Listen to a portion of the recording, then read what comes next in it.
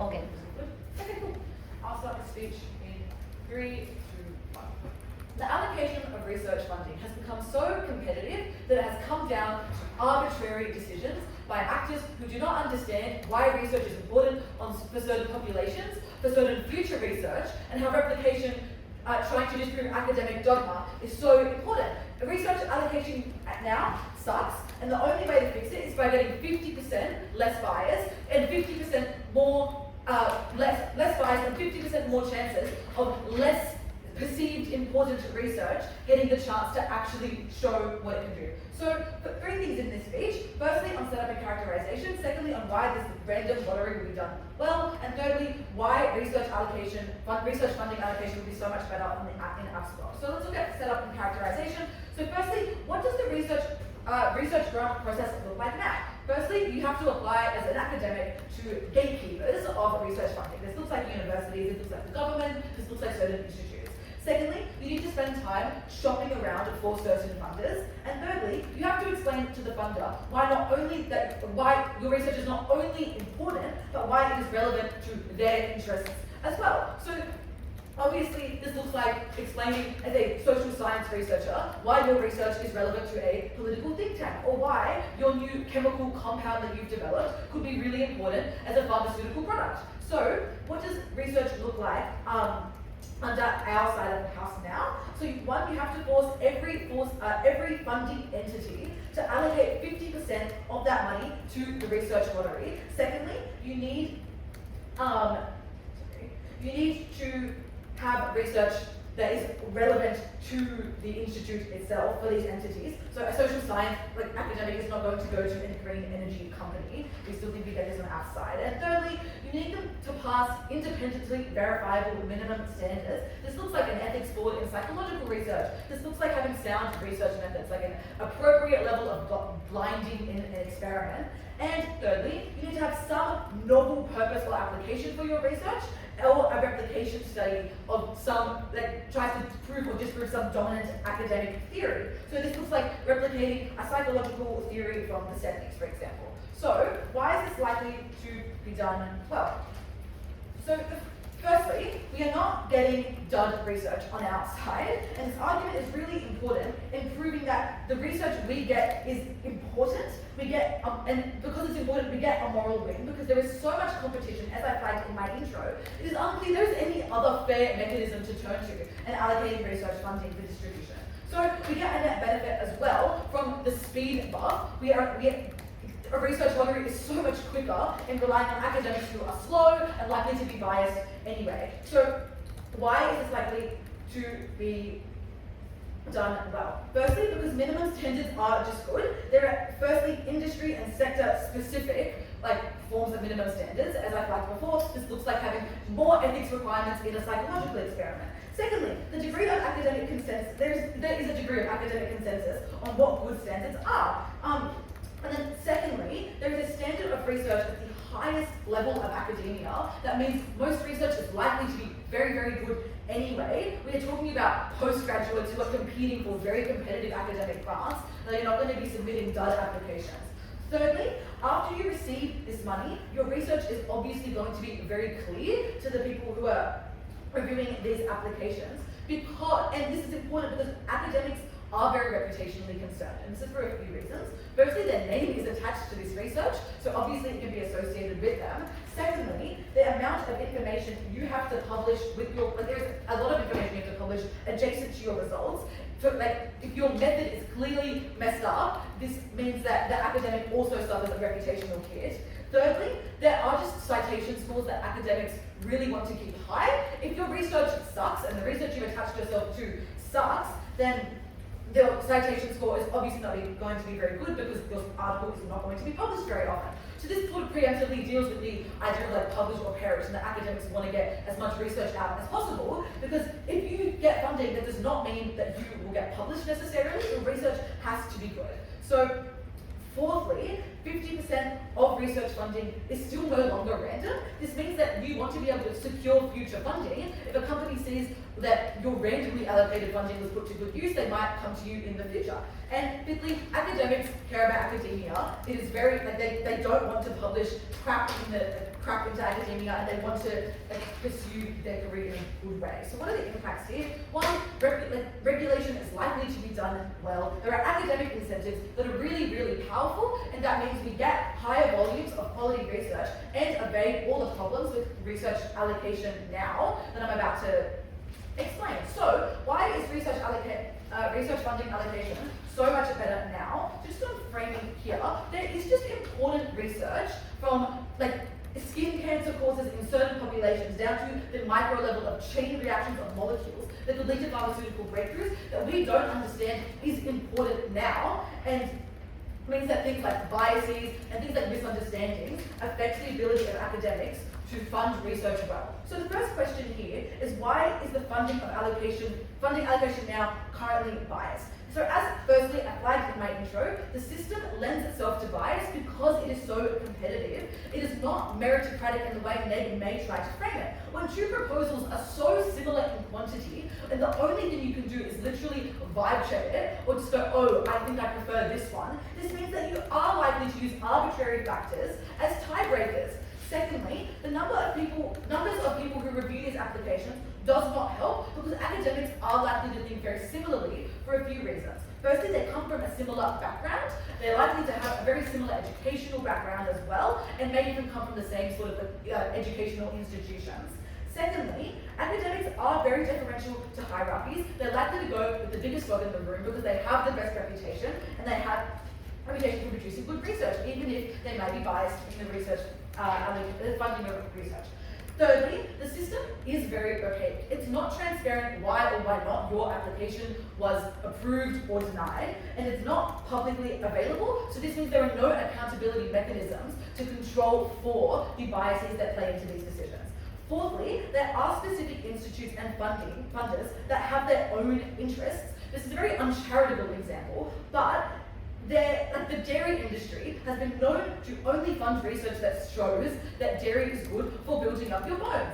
But lots of research has come out that shows this is obviously untrue. People want to fund research that works for their company, that works for their monetary interests. So, at the end of this question, you must believe that the way research is allocated is extremely biased. So the second question is, what types of research cop this bias?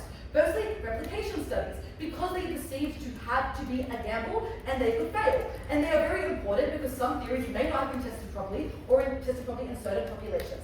Secondly, there is just academic dogma, so they think that this theory is correct and will probably just spend their money elsewhere because they think it's more reasonable. And thirdly, they don't understand the research because of their own background. Racial minorities, women, people with disabilities have been notoriously ignored by academia and the research that is published. And the impact here is if it does not get funded, it won't get published. And if it's not published, then it does not get read. And this means vulnerable groups will never get the solutions they need to diseases that specifically affect them and their populations. And that is why we are so proud to affirm.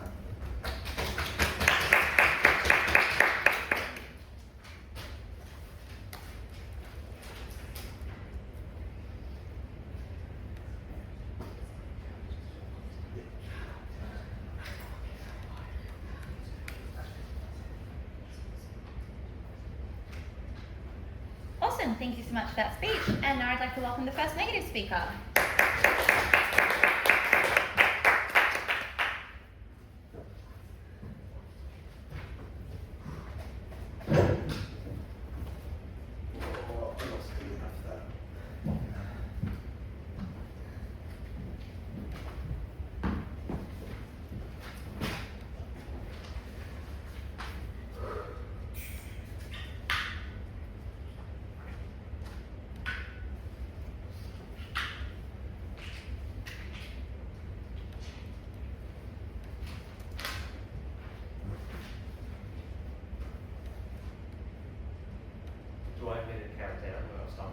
No, up to you.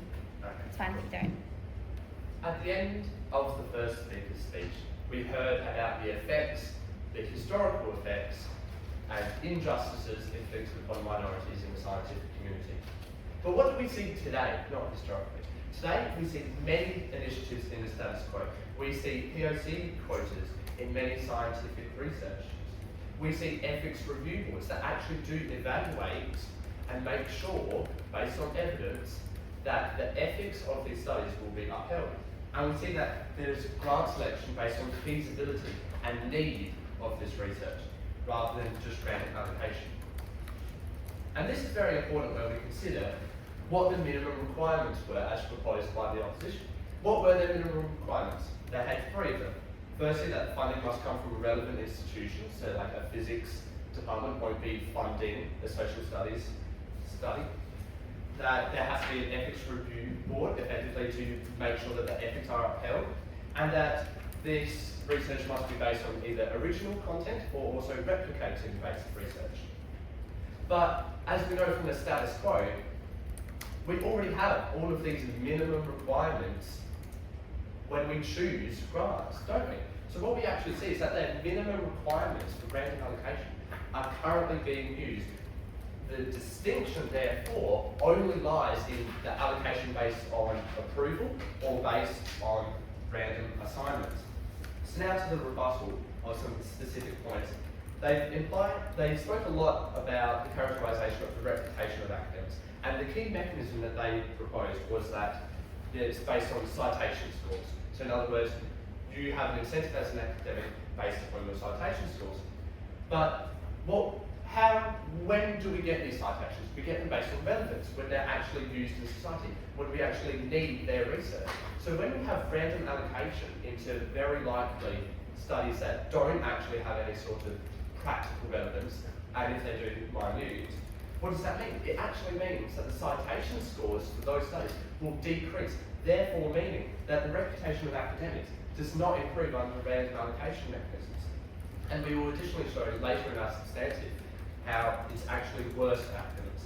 They also brought up this idea that, oh yes, if we allocated resources effectively and there was some unlikely chance that some seemingly frivolous research led to a breakthrough, that it would attract more funding. What we will show in our substantive is that it will actually attract less funding. But on that exact point that they said, there will fundamentally be less funding because it was just by chance that there was good allocation, wasn't it?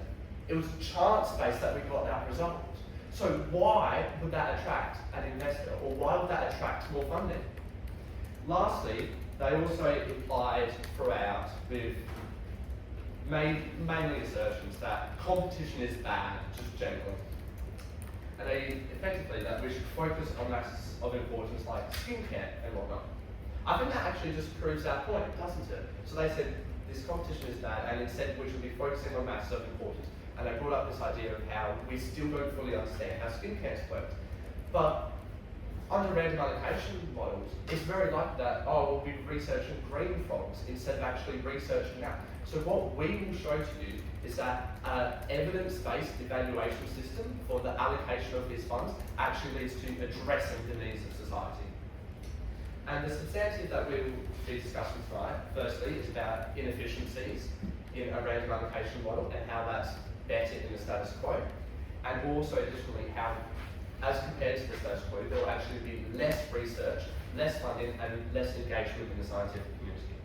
But to a principal point, we're talking about scientific funding here, and we believe that it's principally wrong to be assigning it based on random allocation, on luck, for other words. And that's because the scientific method is based upon evidence-based evaluation. Science, at its heart, is about evaluating the evidence, evaluating the observations, judging the biases, and then drawing conclusions from that. So what does that mean?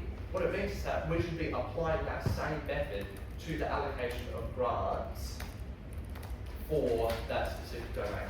And that will not be achieved in the opposition's model of random allocation, but instead the principle of the scientific method is upheld in the status quo. So now to this first substantive of there being less research in terms of funding and also public engagement. So what will we see when there's random allocation? We'll actually see, they brought up this idea of competition, but what we actually believe is that researchers will become disheartened by random allocation. And why is that?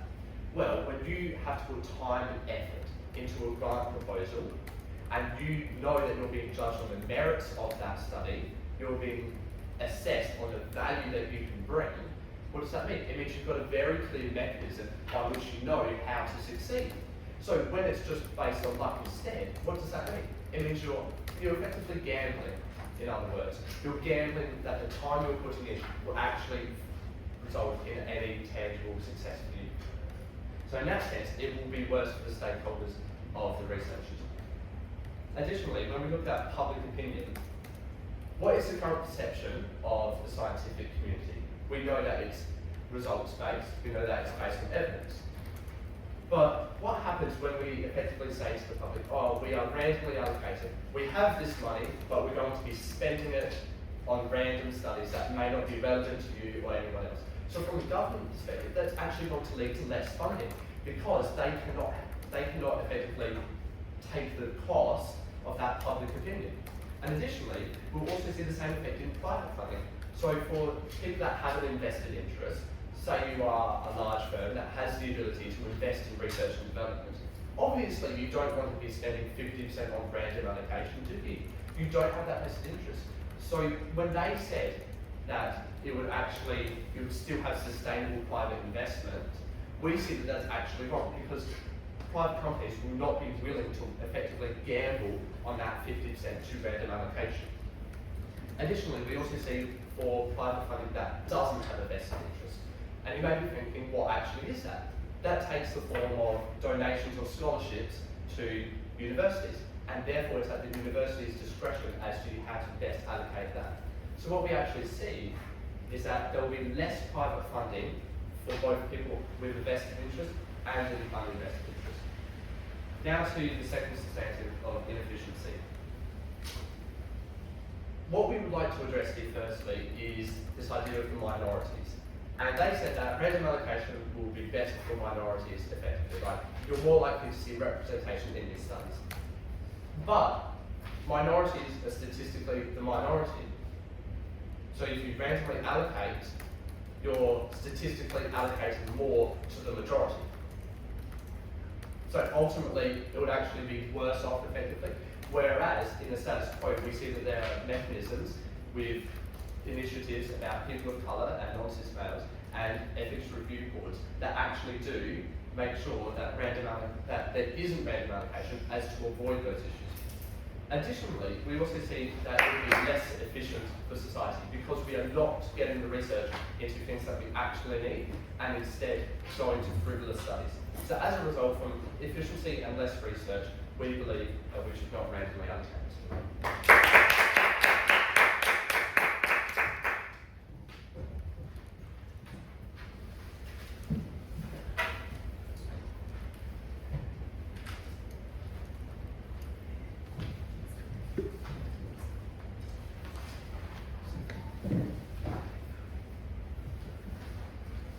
Thank you so much for that speech. And now I'd like to welcome the second affirmative speaker.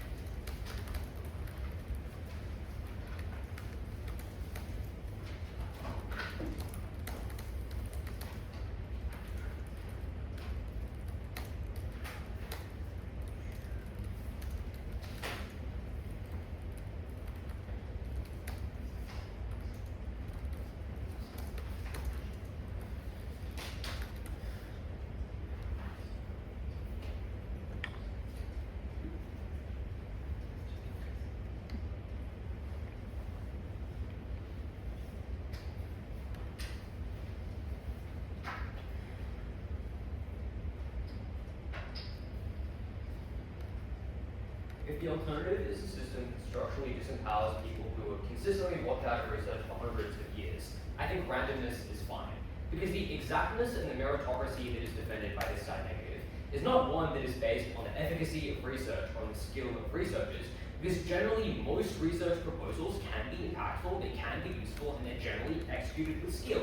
So what that means is that the margins are decided by the very bias they hope to avoid. This is on the basis of the institution you attend. This is on the basis of the color of your skin. This is on the basis of how normal your research looks. So what this means is that yes, there might be a bit of variation in randomness, but the one they decide systematically and consistently blocks out the research we hope to get. That's why we support randomness. Two things in this speech then. Firstly, a rebuilding and defense of whether or not this research will be good because there is woefully little response from that negative team. And then second of all, an explanation about why this benefits academia as a whole. What is the best response to the quality of the research we get from side negative? Their claim here is that perhaps this research will be unimpactful and people will exclusively be researching tree frogs under our side. What are the responses to this? The first is that the people who decide to dedicate their lives to research and academia and create a research proposal clearly care about the thing that they're discussing. They dedicate their lives to this degree, they dedicate their time to this proposal, so obviously this is something that has the potential to do good. Yes, while it might seem to an outsider that this isn't the most impactful thing in the world, this can be revolutionary within a certain field.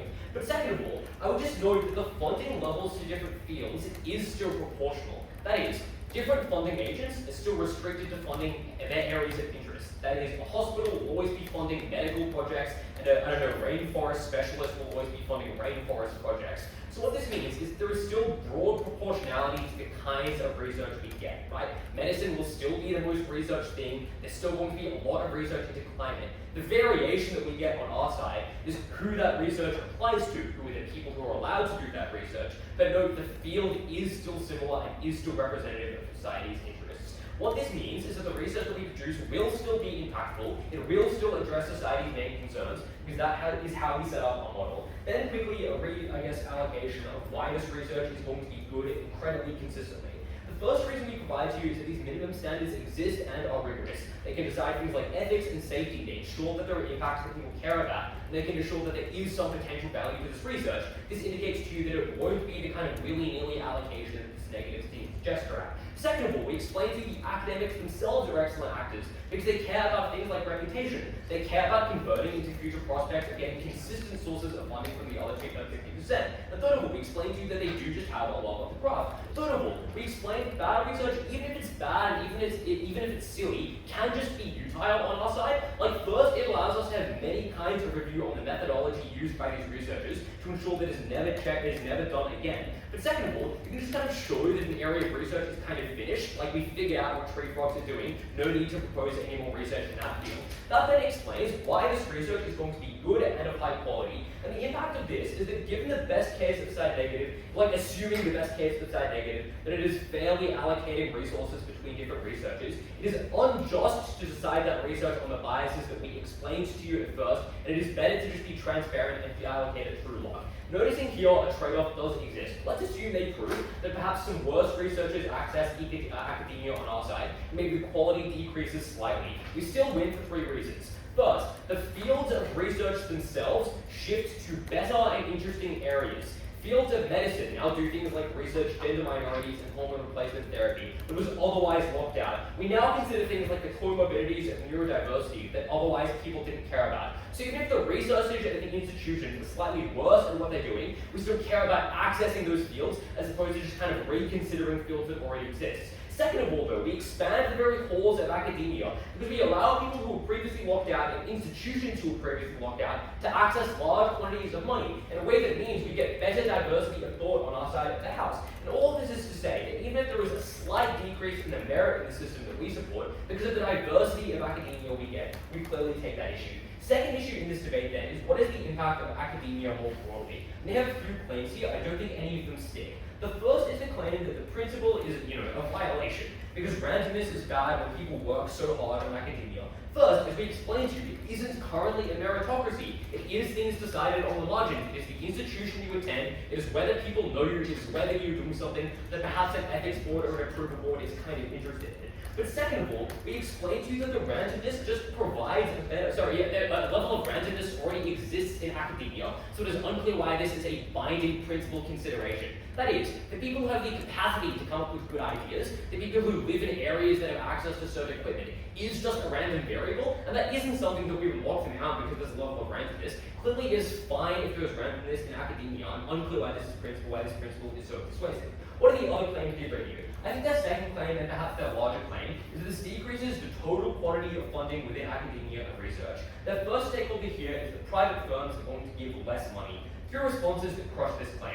First, private firms still have an incentive to dedicate huge quantities of money to academia because they still desire that 50% of research they can control. That then explains to you why there is still this incentive, because, I don't know, Big Dairy still wants to prove that milk makes your bones strong, but now 50% of that money goes to explaining other benefits of milk.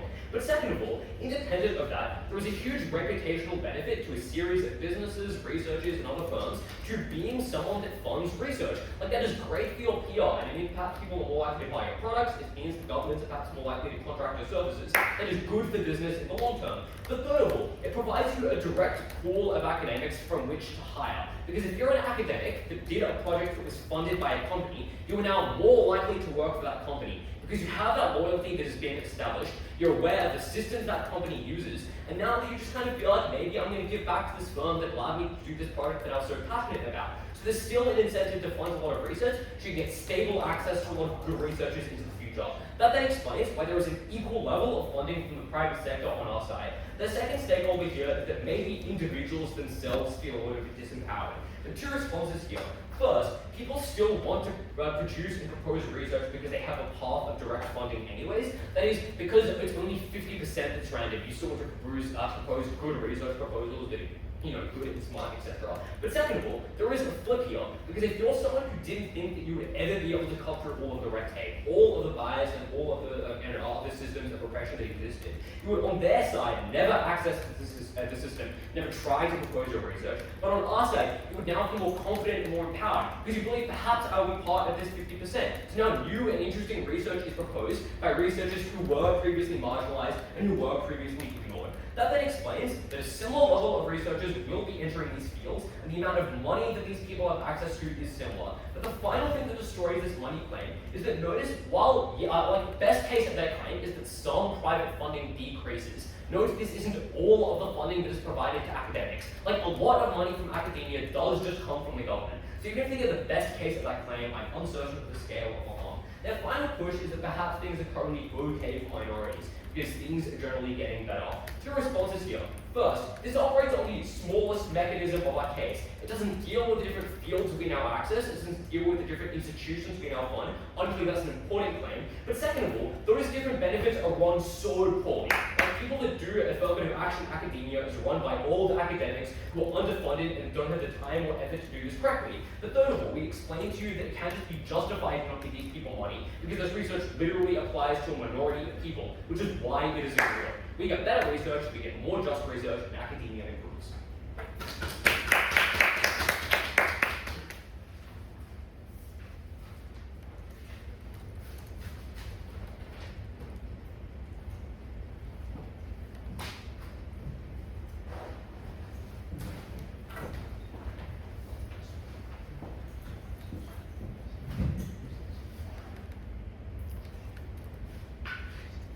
Thank you so much for that speech, and I'd like to welcome the second negative speaker.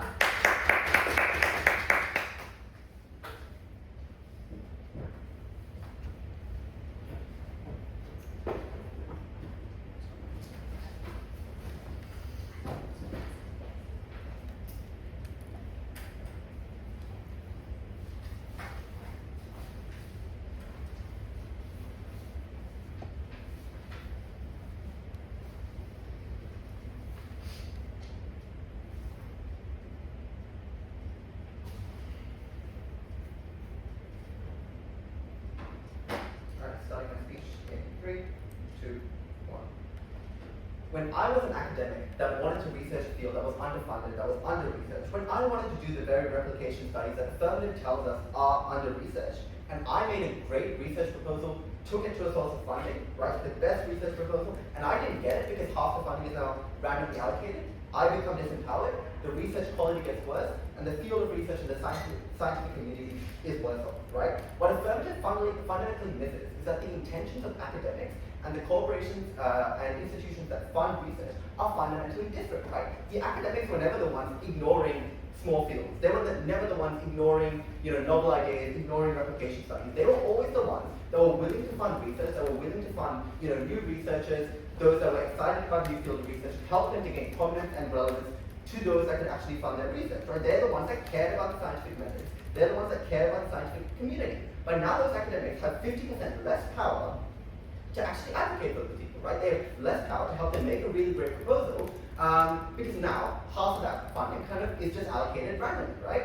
And this kind of gets to the heart of the problem with the feminism model, right? They have these amazing minimum standards that are ethical, that include minorities, so on and so forth, right? But if these minimum standards are really so amazing, like, how is that in any way different from the filtering that occurs under status quo, right? Because these corporations, these funding institutions have the exact same incentives to fund amazing research, right? You don't want to fund a half-assed proposal, you want to fund the best proposal. So if you are enacting these exact same type standards, there really is no difference in outcome, except now you're just like randomly allocating between like apparently two exactly equal proposals, which, as I'll get to, we don't really think is the case. So as I move into kind of the main part of my speech, there's a couple of main areas I want to cover. I want to talk about the Affirmative model, I want to talk about how research funding changes, and I want to talk about how the scientific community changes. So let's talk about the model. They tell us that, minimum standards are good, that they make research better.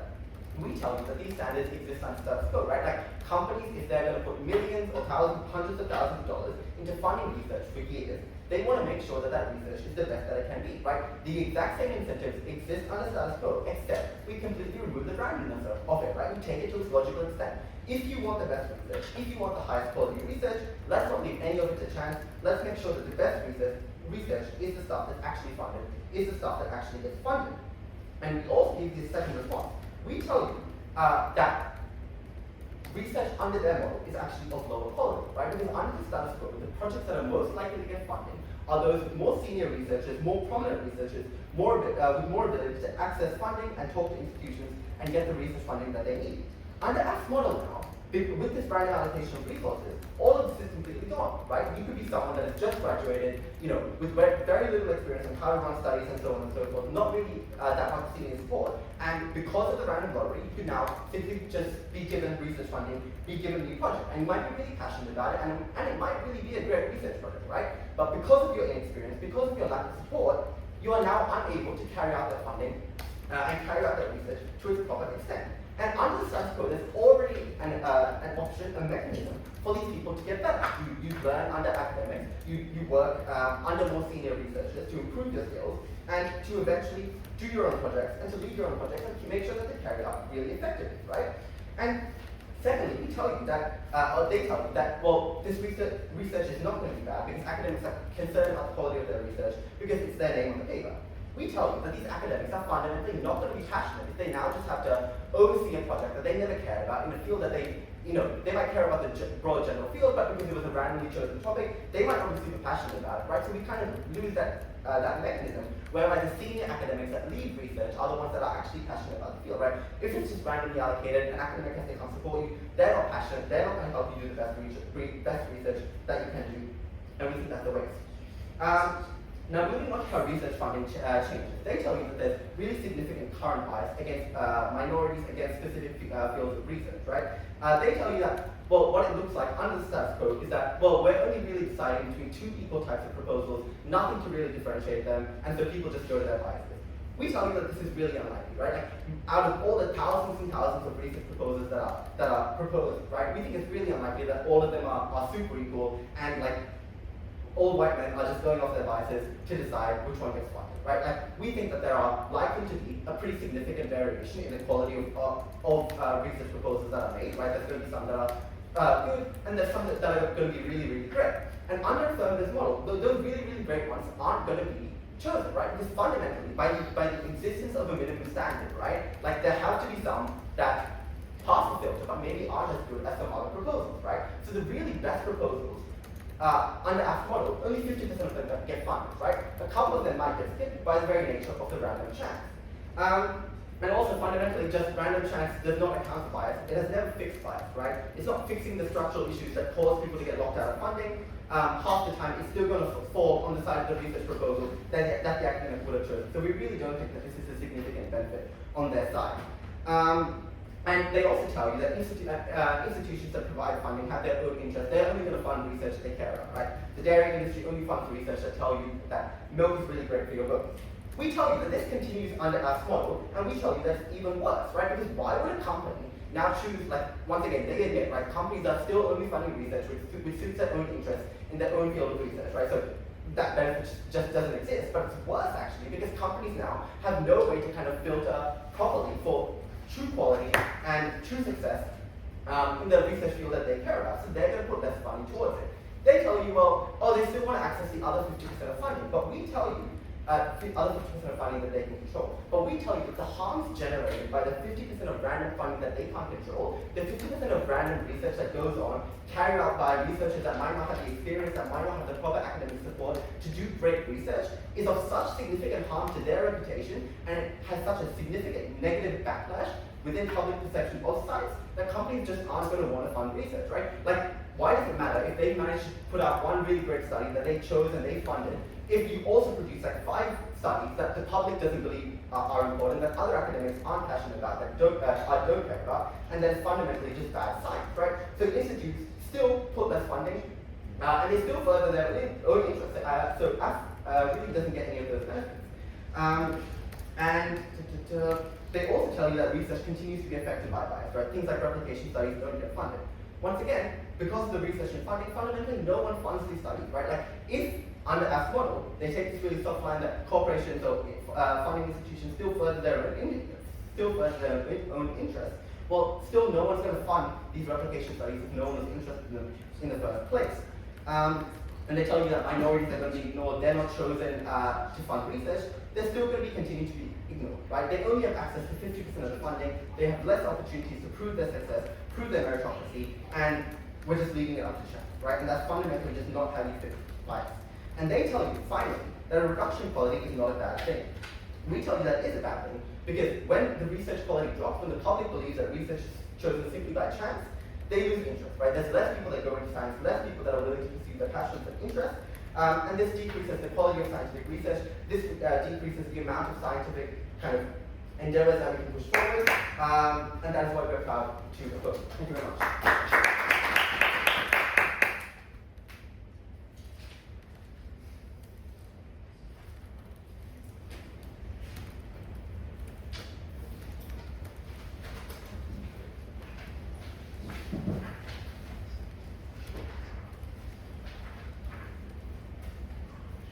Thank you so much for that speech, and I would like to welcome the third affirmative speaker.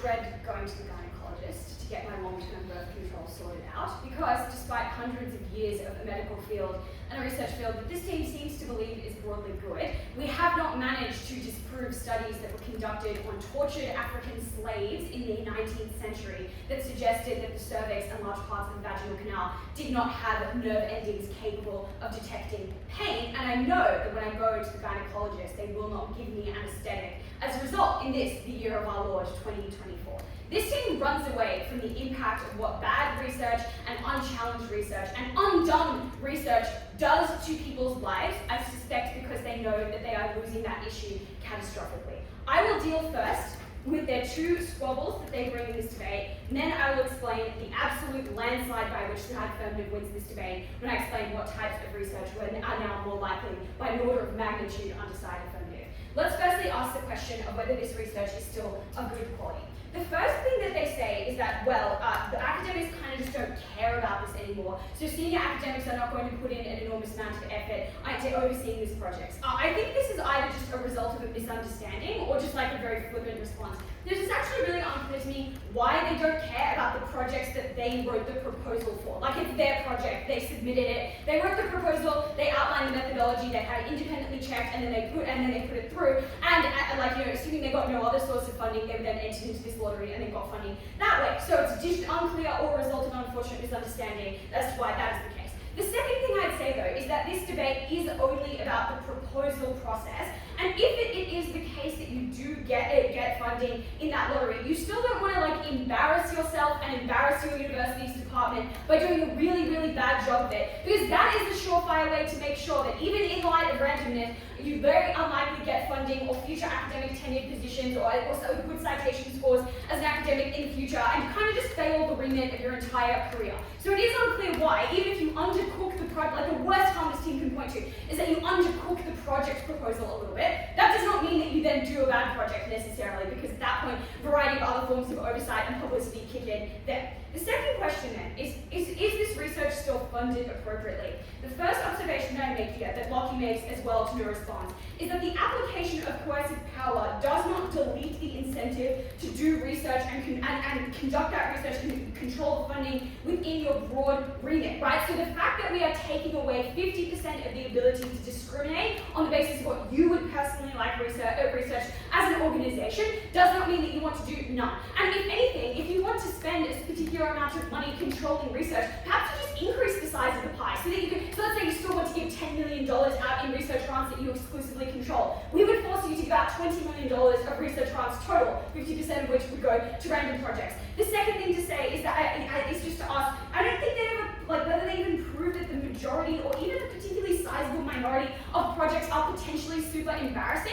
Olivia uses the example of the dairy industry as like a deliberately gratuitous one. Most academia is not, if not totally uncontroversial, it's certainly not kind of overwhelmingly embarrassing to a particular institution. And third thing to say is that there are many sources of funding, only some of which are highly reputationally sensitive in the way that this team requires them to be. And I would say actually the least influential ones are the most highly reputationally sensitive. So for instance, large public institutes and governments and universities which have a very broad remit of responsibilities and a broad church of thought are less concerned with one, say, controversial paper ruining their entire reputation. And the last thing I'd say here is that this is just really a defensible position, right? The defensible way that you do this is you say, we are allowing 50% of funding to go to anyone who can meet these minimum standards, because knowledge is for everyone and the pursuit of it is a gift. And that is why, and we are happy in that circumstance, as this affirmative team is, to trade off a few dud papers in exchange for the broad, the full breadth of knowledge that we are able to access that previously goes unaccounted for. Let's lastly then get into the real debate. The real debate is what types of research are now more likely under side affirmative. Let's talk about likelihood. Random luck, we explained, is better than the current likelihood for a few reasons. The first is because, honestly, 50% is pretty high. That is actually a pretty high percentage of the total amount of funding through which you could otherwise secure random funding, so that otherwise opens up many opportunities. Second is that this increases the appetite for research proposals that would otherwise fail. People self-select out because they already know, as second negative said, that their replicability study is less likely to receive funding than something that is totally novel. They know, so they self-select out of doing it, even if they would have been really good at it. This increases the volume of proposals that go into the mix of the types of proposals that we want, which then also requisitely increases their chances of getting picked from researchers who have been burned before because of their personal attributes, because they don't go to Harvard or Cambridge or Oxford. They're concerned that they don't have the kind of signaling effect that those institutions had to convince people to take risks to the tunes of hundreds of thousands of dollars on their research project. Those are the people who are more likely to enter this mix now.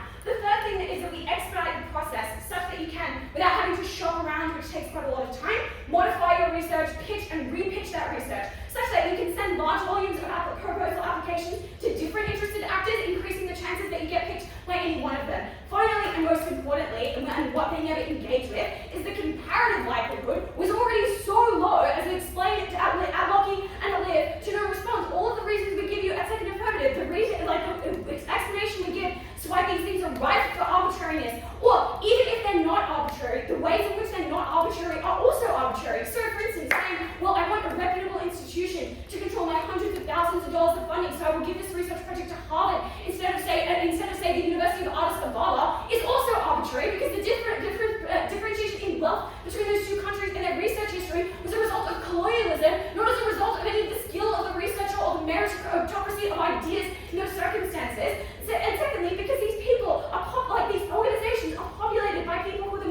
proximate to the leaders of power, and the least proximate to people who are scared to go to the gynecologist because they fear pain. Those don't know your experiences where the other people do. Their only defense of this is to say, well, minorities are still a minority, but that research is interesting, it's novel, it is worth doing, people want to do it. What kinds of research do we get? The first thing that we get is we get more research that are from people from unconventional backgrounds, because we remove in large instances the benefit of labeling and publicity that is unduly benefiting, in many instances, mediocre researchers from Harvard and Cambridge over incredibly talented researchers who are from the developing world. If you need some evidence of this, look at the studies that look at different CVs that are submitted where one has a racialized name and the other has a white name. Like, this is really bad. Bias goes so systemically deep. The second thing that we do is we can provide more research that challenges academic dogma in two incredibly significant ways. Firstly, by directly refusing and contradicting them. Secondly, by doing replications that may succeed or may fail. And the amount of funding is really important. These studies have to have the same access to legitimacy and funding as the thing that they are refuting. Otherwise, they can't be like self-funded, they can't be funded just as someone's random PhD project. Because otherwise, if you don't have enough funding, it takes longer. It might be bad for no fault of the result, like of the actual researchers' ideas or anything like that, because you can say afford less staff or access to worse facilities in those circumstances. So we allow people to compete in the marketplace of ideas on ideas that are incredibly important, like the developmental economics of the world, for things like gynecology and pain, on an equal footing. What else do? We give you a giant speed benefit, because reviewing those proposals takes an enormous amount of time out of researchers' lives, the pitching and repitching. And we secondly provide direct representation of people's interests, even if some of that representation is bad. Perhaps 50% is an artificial boundary to draw to represent and balance, engage in a balancing act between people's interests, the interests of academia, and protecting itself. But it is the balanced affirmative defense. It is why we win, a crushing victory.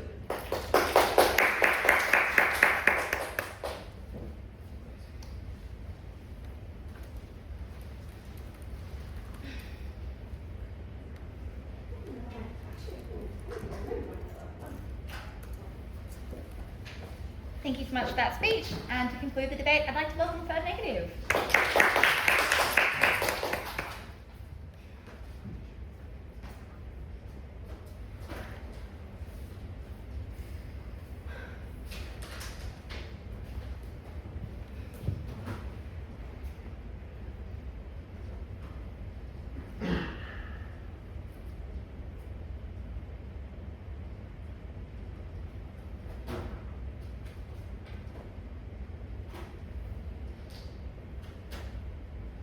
The opposition's fundamental assumption here, when they raise all of these examples of these, previously under-researched things that affect, minorities, affect gender and racial minorities, is that they assume that introducing randomness will suddenly have funding allocated to, challenging bad research and new fields like this.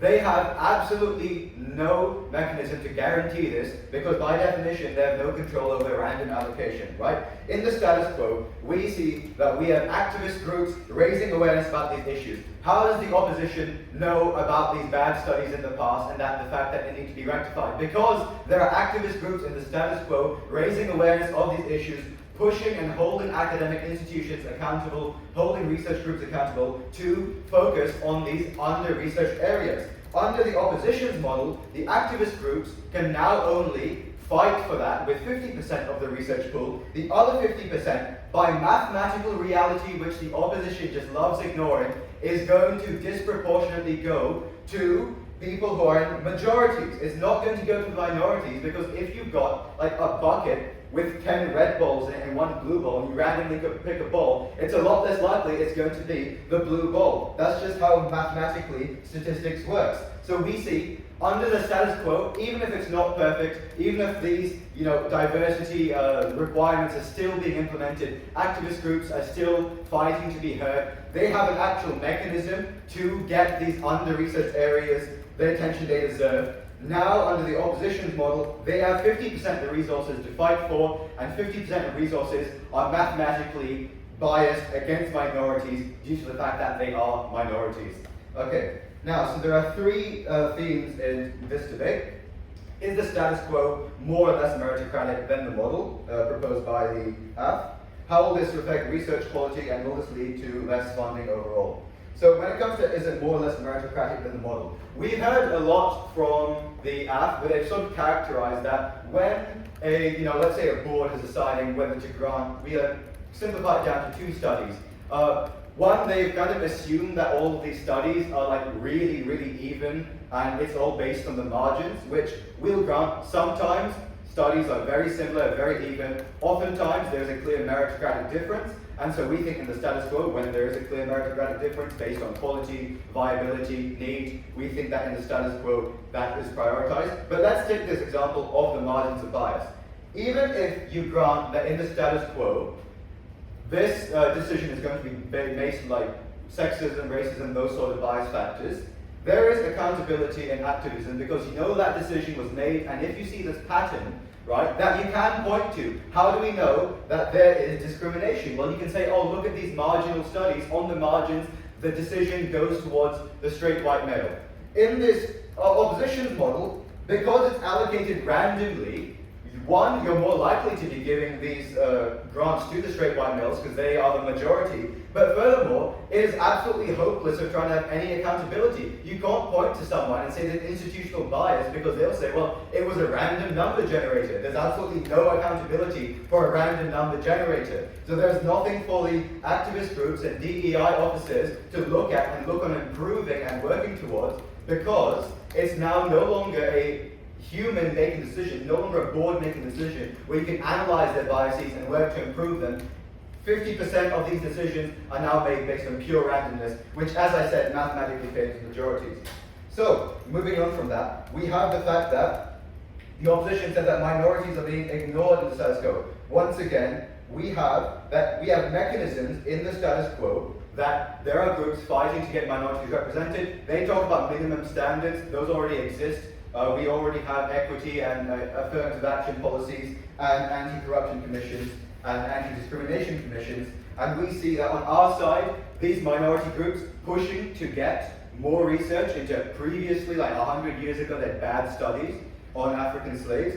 They have a twice as large pool to fight for their interests, and we think that even if you have a funding group that doesn't care about minorities as much, under our side in the status quo, they're more likely to still accept this activism because they've got twice as much stuff to allocate. So, like, okay, we'll give you a bit. Now, under the opposition model, only 50% of the resources are going to be allocated and targeted. So they're going to be much more discriminatory in where they're allocating it. And if they're already biased against minorities, they're going to say, well, look, we might have considered it, but we have 50% of the resources now, so screw you. You have to rely on the random chance mechanism. So that's why there was simply more mechanisms on our side for these under-researched areas to get research. And furthermore, just looking at the principle of the system, we know that there are biases currently against minorities that have been in the past, but this system currently is designed in a meritocratic way. It's meant to be based on the quality of your proposals, and the reason we have all of these, committees and stuff to look at equity is to make the system more meritocratic. Under the opposition's model, the system becomes less meritocratic because half of it is not based on the quality of your proposal. It is now principally based on randomness, which is not meritocratic because you can't control it. So that's why we think that the status quo is more meritocratic than the opposition's model, and we see more harms under the opposition model to these minorities and under-researched areas. Now when it comes to research quality, we heard a lot that the researchers' incentives are reputation, citations, and passion.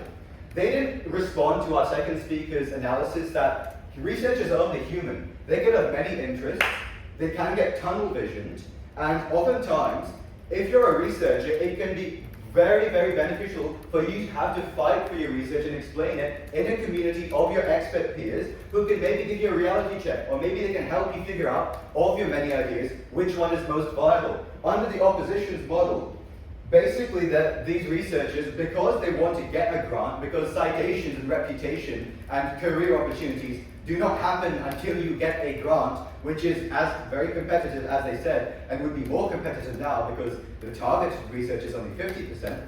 You're going to be spamming out different proposals. Maybe you don't equally care about all of them, you don't know which one's going to get it, and you're not as focused on the community feedback process, because in competition, yes, it's stressful, yes, you don't know if you'll get it, but it's all community-based. You know you have a chance to fight for your opportunities, and you have a chance for people to reality check and say, we don't think these are as good, right?